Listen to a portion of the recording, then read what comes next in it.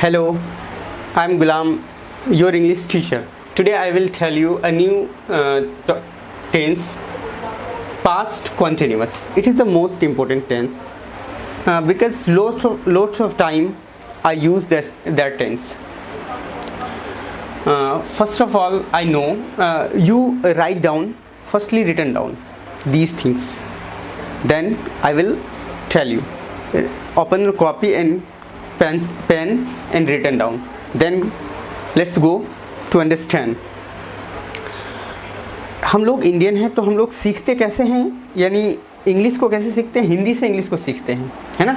तो हमारी मातृभाषा हिंदी है तो हम हिंदी से सीखते हैं।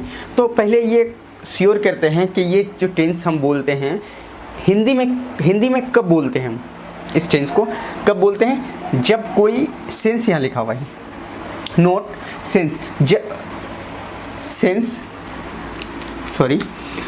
सेंस काम पास्ट में जारी थी जिसे हम आँख से देख सकते। कोई काम एक्शन जारी थी और उसे हम पास्ट में अपने आँख से देख सकते थे। ये टेंस का सेंस है ना। तो इसकी पहचान देख लेते हैं। पहचान, जब हिंदी बोलते हैं ये लिखा हुआ रहता है, इस तरह की सेंस को हम जब यूज़ करते हैं तो जिस हिंदी वाक्य क्रिया के अंत में रहा था, रही थी, रहे थे इत्यादि लगे हो, है ना। सेंस भी हमने देख लिया। चलिए अब एक बनाते हैं, इस तरह के सेंटेंस को बनाते हैं। मैं कल अंग्रेजी पढ़ा रहा था। मैं कल अंग्रेजी पढ़ा रहा था। मैं कल अंग्रेजी पढ़ा रहा था। तो इसकी इस टेंस, जब हमको ये पता चला रहा था आ गया तो ये टेंस किस में बनेगा? रहा था आ गया तो ये टेंस कौन सा होगा? Present past continuous. रहा था आ गया तो इसको हम बनाने के लिए ये वाला फॉर्मूला यूज़ करते हैं, ये वाला फॉर्मूला। तो सबसे पहले हमें सब्जेक्ट लाना पड़ता है, या वर्स या वर्ड लाना पड़ता है, verb for object plus extension.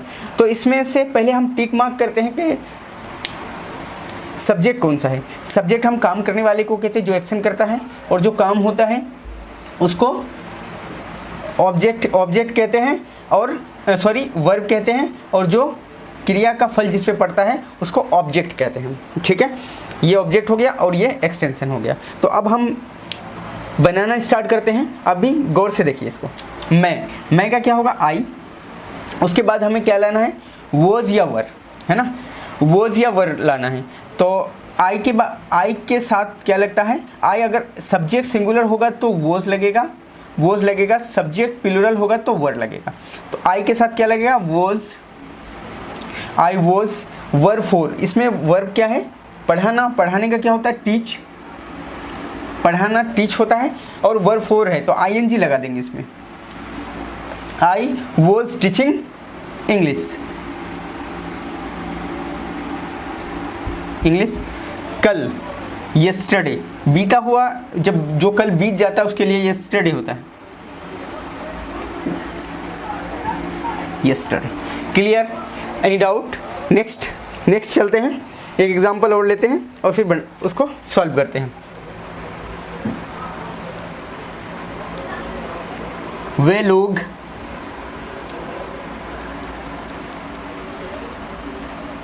अंग्रेजी पढ़ रहे थे।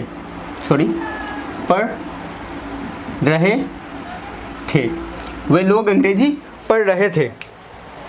तो इसके लिए क्या होगा? सब्जेक्ट ये है, वर्ब ऑब्जेक्ट। वे लोग का क्या होगा? दे। उसके बाद ये दे प्लूरल सब्जेक्ट होता है, दे के साथ वर आएगा। उसके बाद वर्ब फोर क्या है? पढ़ना। पढ़ने का क्या होता है? रीड। तो आईएनजी लगा देंगे, reading English. Clear? Any doubt?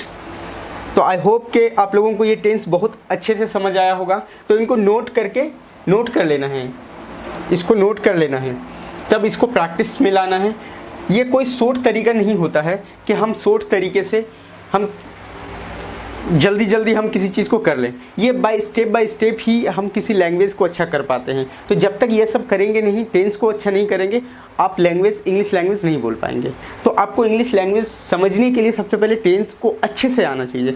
तो स्टेप बाय स्टेप करके आप यानी इसको स्टडी कीजिए, आपको 100% समझ आ जाएगी। आई होप कि समझ आया होगा आपको। और इस तरह के बहुत सारे एग्जाम्पल लीजिए और उसको बनाना स्टार्ट कीजिए। अगर कोई दिक्कत आती है आपको तो हमें कमेंट में कमेंट कीजिए, और हमारे पढ़ाई को अच्छा लगता है तो आप सब्सक्राइब कीजिए, और जो दोस्त आपके साथ हैं उनको शेयर कीजिए और आपस में जब शेयर करके कहिए कि तुम भी पढ़ो मैं भी पढ़ता हूँ, फिर आपस में डिस्कस कीजिए। ये लैंग्वेज छुप के पढ़ने का नहीं है, ये लैंग्वेज दिखाने का है ना। तो ये लैंग्वेज को आप दूसरों तक दिखाइए, कि दूसरे से इंटरेक्ट कीजिए, जितना पढ़े उतना दूसरों तक पहुंचाइए।